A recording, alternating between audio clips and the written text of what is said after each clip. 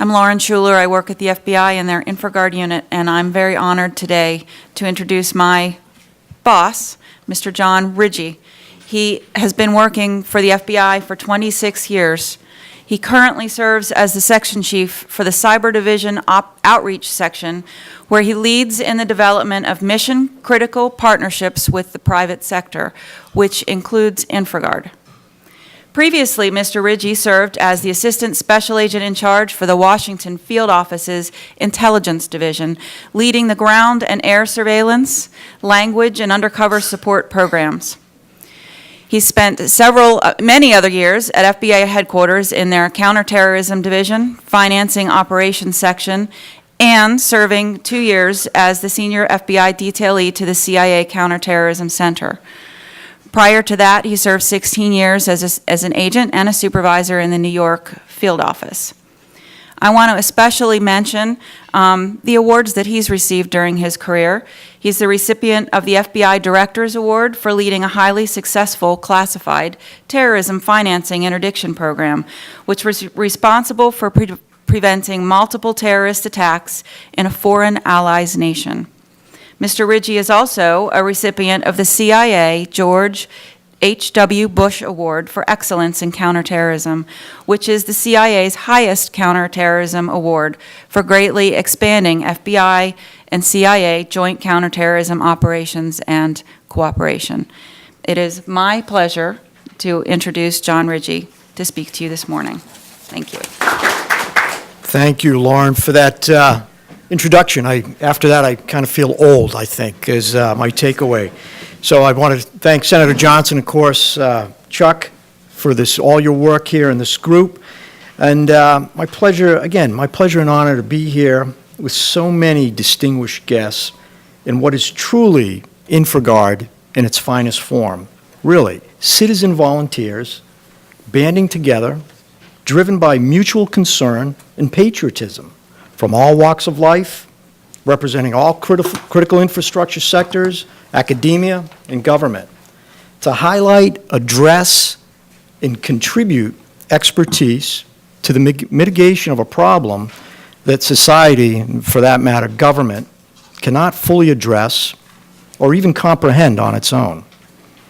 You know, late last night, I was doing some research on EMP and high-impact threats, and after I calmed down, I certainly became concerned on many fronts, but especially in that we in government, who remain so necessarily focused on the immediate threats to our national security, such as terrorism and cyber attacks, that we're not sufficiently focused on the looming and potentially existential threat posed by an EMP event, whether it's naturally generated or by man.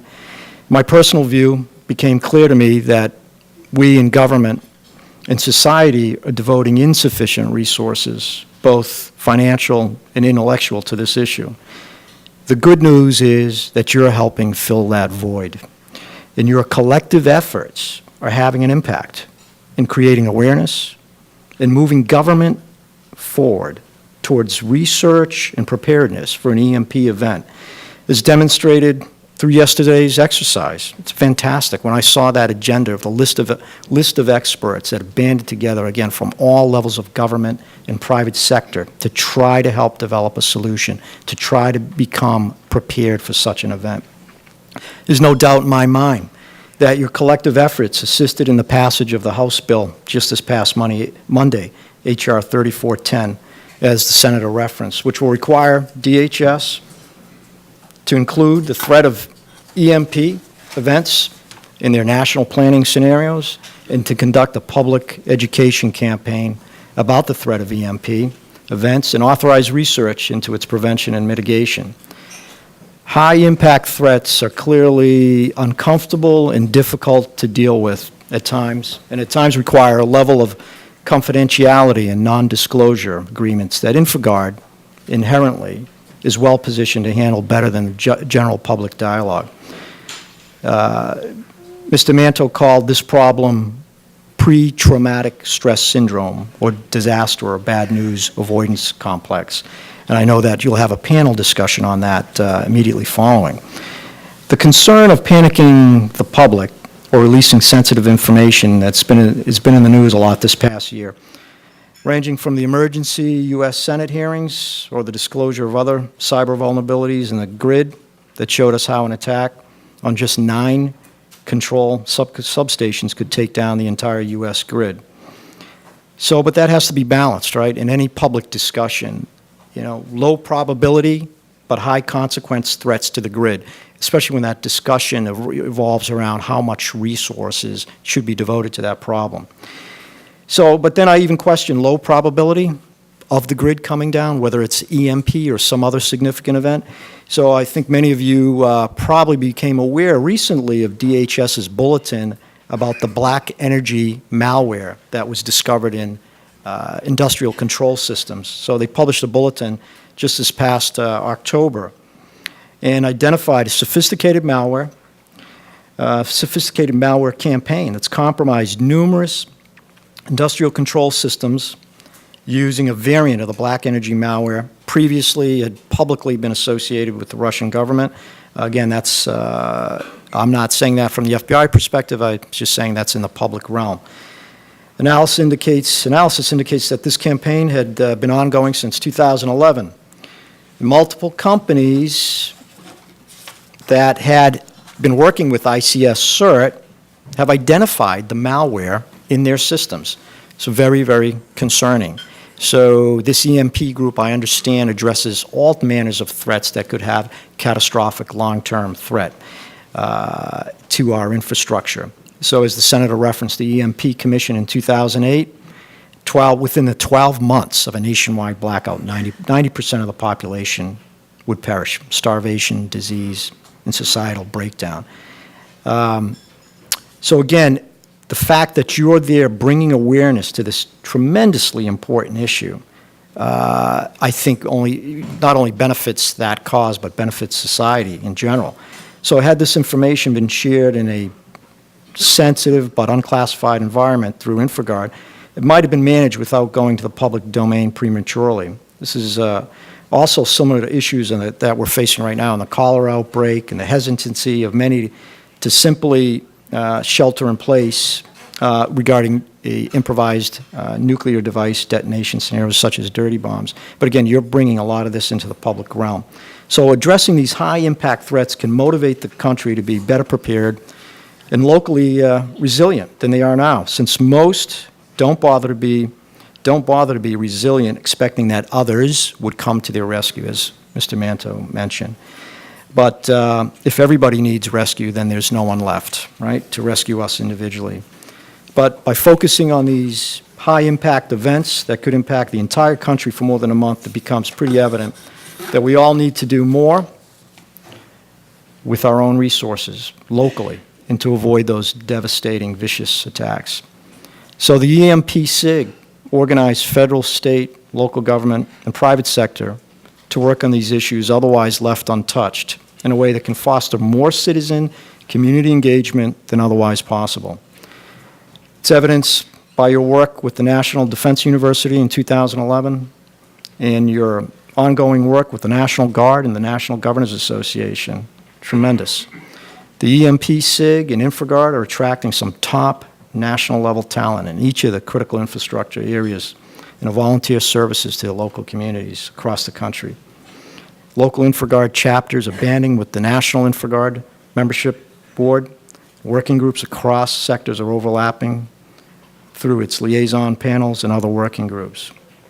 Work products, so the examples of the work that you're doing, the great work, are the annual conference that we sponsor here at the Dupont Summit. This meeting with the EMP SIG that we hold in conjunction also with NOAA in Boulder, Colorado. Tabletop exercises that concluded yesterday will be part of the total package of major disaster contingency planning that will cover cyber, EMP, space weather scenarios, and will be given to the National Guard, DHS, NGA, so that they, the government, us, were able to learn and develop locally relevant plans. This work product is going to be discussed, I understand, later on today by former Assistant Secretary of Defense, Dr. Paul Stockton, at 1 p.m. So as a group, the EMP SIG facilitates information sharing And that's what InfraGard is about, by citizens banding together, locally, experts trying to develop solutions to problems and helping the government. In ways that have not been achieved by any other organization, often because of the political or financial conflicts of interest. So the InfraGard EMP SIG is strongly supported by the InfraGard National Board, FBI headquarters, and FBI coordinators around the country, and is an example of what InfraGard members can accomplish as they work together. Some of the new programs being launched by the FBI through InfraGard, including on how we do outreach in the cyber world with private sector. As I often talk about, when it comes to the cyber threat, the FBI, the government, cannot address that threat alone. 85% of the cyber networks in this country, the information networks, are owned by private sector. So the information and intelligence related to cyber threats is on private networks. The government, contrary to what Eric Snowden and others may say, we don't see it all. We have pieces of the puzzle related to intelligence and so forth. Private sector has pieces of the puzzle. And the other challenge that we have when we're facing the cyber threat against nation-state actors or international criminal organizations is that although that evidence and intelligence lies on private sector networks, private sector has no obligation to call the FBI. They have no regulatory obligation to speak with us. They may have some other regulatory obligations to notify perhaps SEC or financial regulator, but not to the depth of with the depth of information that we need. So what we need is those trusted relationships so folks understand when they come to the FBI that this is a mutual problem that we'll work together to solve because we treat them as victims of crime. And with the emphasis being there on the victim, we attempt to preserve their confidentiality and work together. They have pieces of the puzzle. We do. We try to put it together to understand what the plans and intentions, capability of our adversaries are. InfraGard is a platform for that information sharing and for building those trusted relationships. So we're always looking for creative solutions from private sector because, as the Senator stated, often the incentives and efficiency solutions are gained from private sector, not from government, because inherently we are not profit-driven or efficiency-driven in many instances. So as I leave here today and place all my sensitive electronics in shielded metal containers, I'd like to quote Congressman Trent Franks, who sponsored the bill that recently passed on Monday. Congressman Franks said, "There is a moment in the life of nearly every problem when it is big enough to be seen by reasonable people and still small enough to be addressed. This is our moment." So on behalf of the FBI, myself, and my family, thank you for all your efforts. Appreciate it. And I would think there'd be somebody out there, a multimillionaire, who would be stepping ahead of the crowd to develop his own, to protect his own infrastructure. Perhaps, Mr. Buffett, Mr. Gates, maybe the Apple Corporation, maybe they're ahead of us, but they're just not talking about it. Do we know anything about such an effort, or is there any kind of effort like that? You know, not to my awareness, but often as in the economy, there's market forces drive innovation.